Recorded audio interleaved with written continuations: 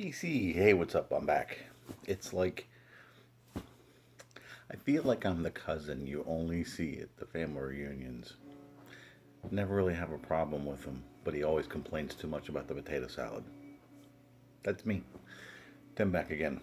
So, been trying to find some time, and luckily I went and did some digging today. So, kind of what I was planning on doing or hoping to do today got pushed back because I wanted to show the new stuff.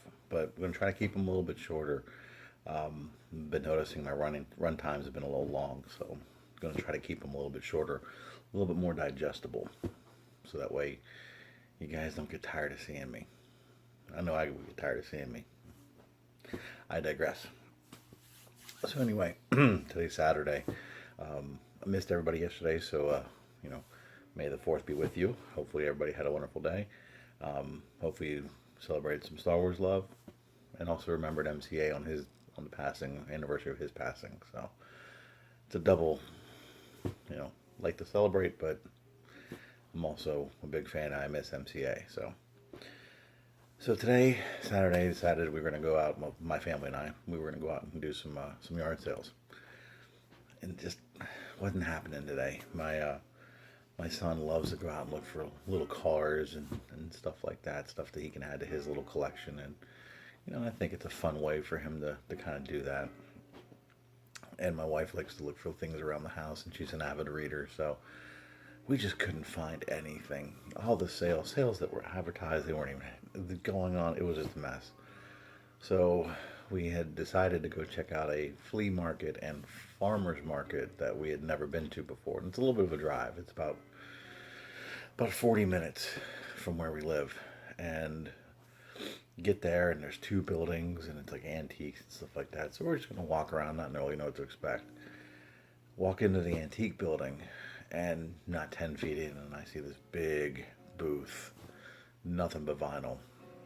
So I'm like, you guys can go. I'm going to be here for a while. And I was really done in 5 minutes. I started flipping through, and I'm seeing like $10, $15 on albums that we see pretty much anywhere for, I don't know, $2 or $3. Saw some 7 inches. The conditions were horrible. He wants top shelf plus. It's like, you know what? I kind of know what I'm dealing with. So, below, share some of your experiences with that. Is it hit and miss? Or are you seeing a lot more of this? A lot of people just, because it's a record, they're going to charge you, through the roof prices. So anyway, bailed. We walked through the building, and it just wasn't happening in this building. But we did see another building. So we go to the other building, and we're walking around, and my wife finds a couple things, and my son finds some cars, and it's a fun day. So I had to get something to eat, and as we're walking out to go get something to eat, I pass another record booth. Okay, I'm going to stop and get something to eat. So we're doing that. Look over, and I see another record booth. Okay, this could be good. Well, I finished eating early. Family's still, finishing up, and I'm like, hey, I'm just going to pop over here. I'm going to be a few moments. Well, I was like, sure, yeah, do what you got to do. So I look in the first bin, and man, to my happiness and surprise, first one I pull of the day, Flock of Seagulls debut album, has I Ran, Space Age Love Song, been on my want list, couldn't have been happier. So I'm already excited. Day's already looking up. At that point I'm moving. So keep flipping and find this 80s gem, Welcome to the Pleasure Dome from Frankie Goes to Hollywood. It has Relax, it has Two Tribes, double vinyl, very clean, and couldn't have been happier. I'm flipping through. He had some other stuff. Prices were here or there. And I want to go back to the other place that I hadn't had a chance to. He had a bigger booth, so I wasn't going to spend too much. And plus, I'll get to tomorrow at the end. So I was like, cool. So it's starting to rain, and I go with this one booth and tell my wife, hey, I know you want to go look at another store. You guys, they were still eating. I wasn't that hungry, so they were gonna go do their thing and meet me at the record booth. So I go down, talk to the guy for a few moments, and just kind of get the lay of what he's doing.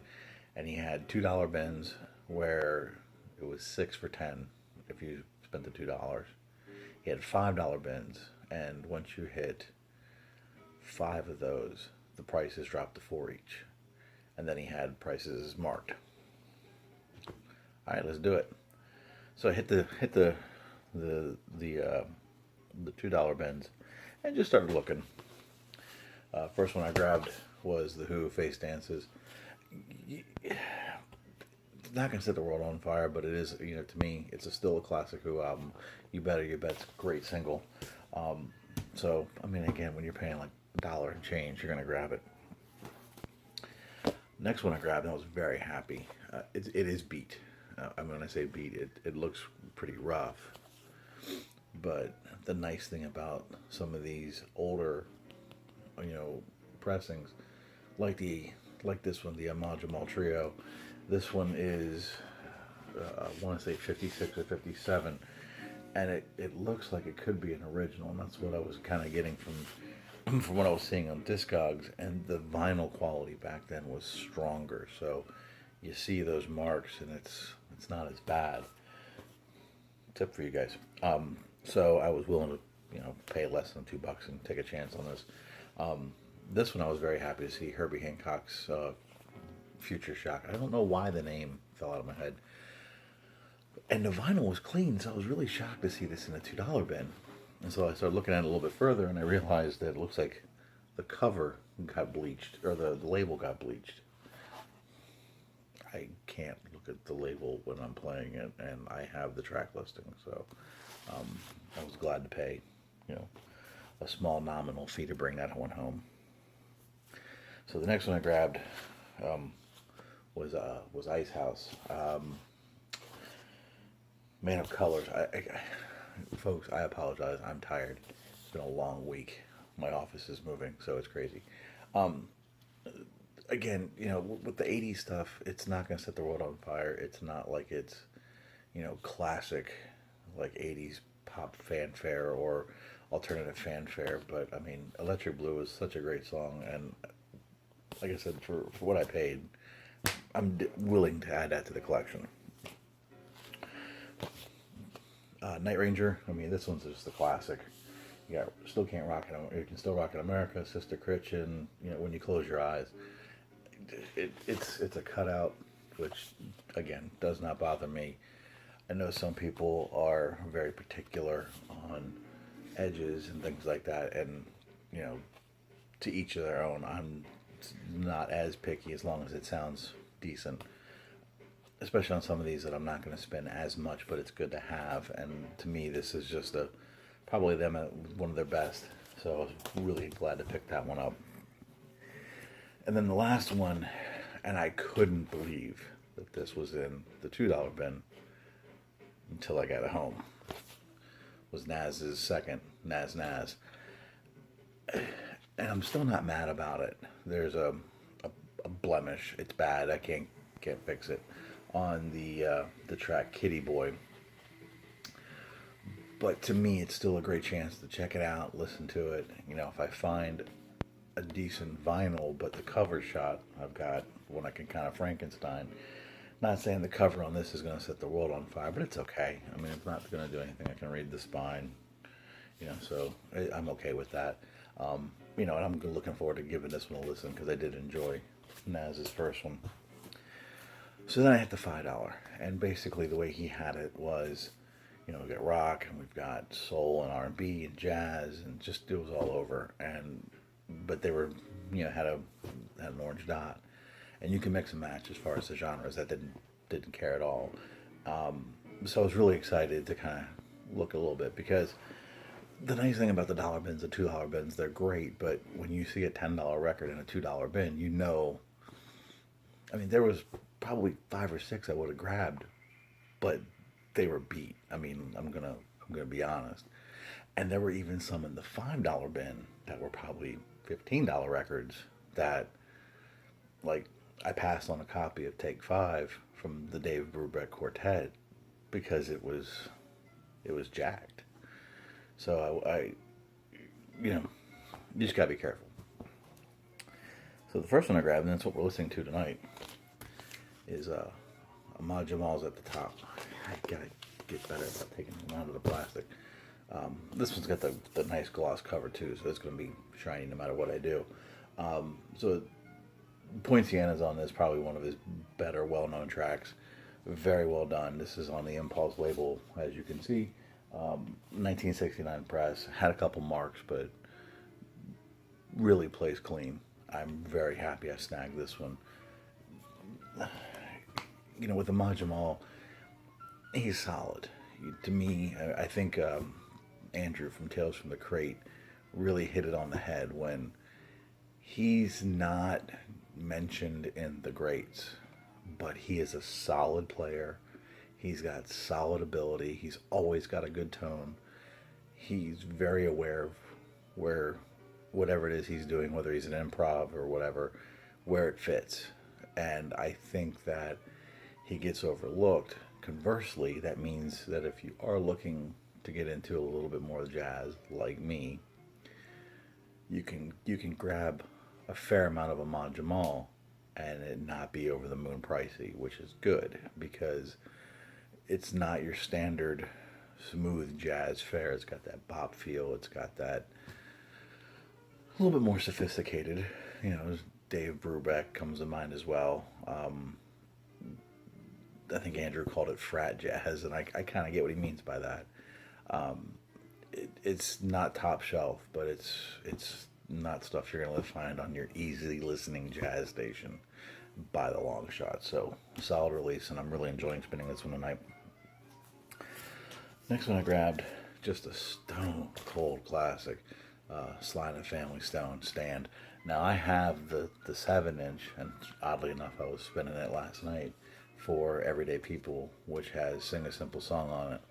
But, I mean, this one's just Sly and the Family Stone on, you know, on any format is to me worth grabbing because very powerful, very emotional, you know, very politically charged, very of its time but timeless. So, you know, very happy to grab some more Sly.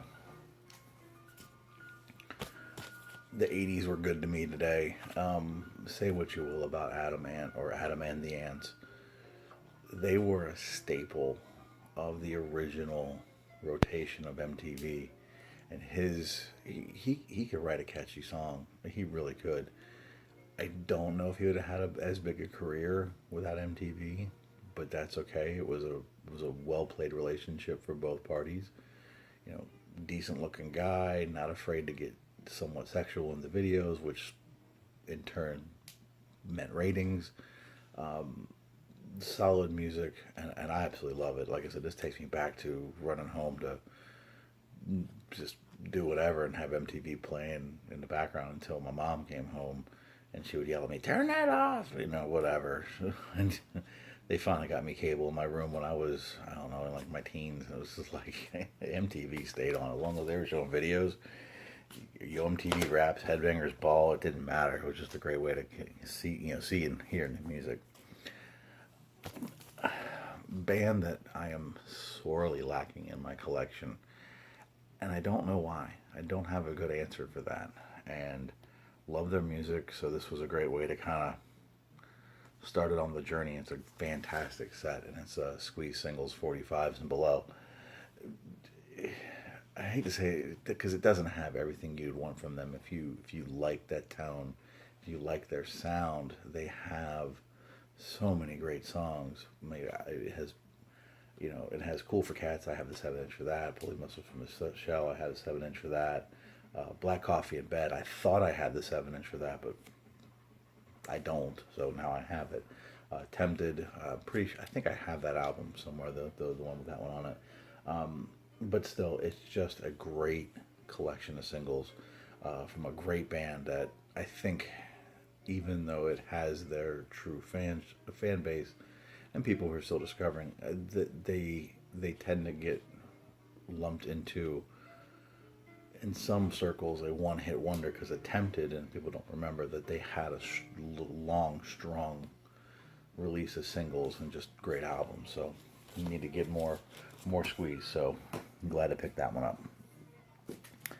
And then the last one I picked up at this particular shop was Cold Blood Sisyphus. Again, solid. It's got that somewhat of a funk feel. It's got a little bit of a psychedelic feel. This one is an original San Francisco label. So I was glad to pick this one up at a good price. And, he worked me a little bit of a deal. Some of the people that were coming in there were, one and twos. I was there for a good 45 minutes, hour talking, and really got to talk to him a little bit. So it was really nice. How am I on time? I'm going to do I pulled some stuff I had picked up a couple weeks ago as well, but I'm going to do the last four. So, all a great day. Definitely going back. Got his business card, and they go on Facebook and give him a shout out. So his name was Brett, and just an all around great guy. Turns out he knows the owner of the shop that I usually go to. So that was cool. So it was just a good day. Leaving, we had to stop. It was long and hot. I mean, Central Florida, it's the weekend. It's May through September now, so every weekend's going to be ick. Wanted to get something to drink. We got turned around off the beaten path just slightly, just kind of get our bearings before we headed home, and found a thrift store. So we're like, yeah, we're here. And it was completely disorganized. It was really frustrating to look through. So they had some records in the back corner, and I'm a big guy. And I'm also slightly claustrophobic. So when my wife saw me in that corner, she was like, wow, he must really be on the lookout for something. And they didn't have much. And this will sound weird, I see it a lot in thrift stores where you pull the record or pull the jacket and there's nothing in it. And it's like, did you not look when you put it out, or did someone put like 5 records in one thinking, oh, 58 cents is too much for a record?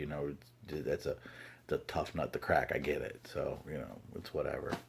So as I'm flipping through, I see a 12-inch single sleeve for Luke Skywalker Records. Those are the people who put out 2 Live Crew and Luke and things like that. And that's not something you see in a thrift store.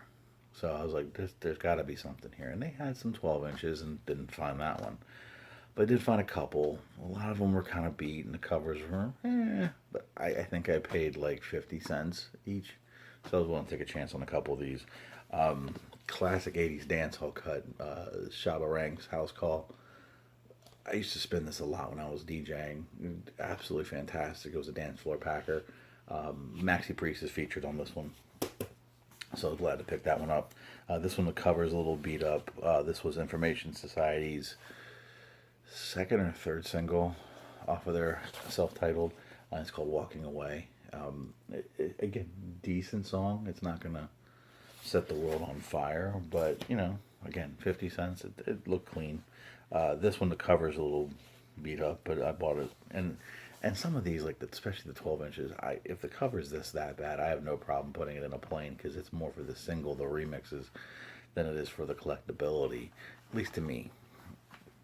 But I thought this was a great jam from Crystal Waters, 100% Pure Love. Got that, when 90s pop, not pop and R&B, was incorporating a lot more of the house sound into it. And that's one of the better ones, in my opinion. And this one just came in a plain label, so I'm guessing it was probably put out by some record club that DJs could subscribe to, because it's a dual, just what they call dual A side, or A and AA. So side A is Lay Your Hands on Me by the Thompson Twins, and side B is She Blinded Me with Science by Thomas Dolby. And I bought it for the Thomas Dolby because I have the golden age of radio that didn't have the She Blinded Me with Science track on it. So it was the original issue, and then he did that single. They reissued the album with the single added to kind of boost sales of the album, and they took off. I don't remember the song off the top of my head, so they took a song off. So that was my pickup for today. And here I am, still back at 20 minutes, guys. I'm sorry. Thanks for sticking with me, but I'm really trying to work on getting these shorter. So that was my pickup for today. Now, the reason why I was trying to watch a little bit, like I said, it wasn't bank busters by any means, but A couple weeks ago, I showed a pickup that I did from an ad that I answered on Craigslist.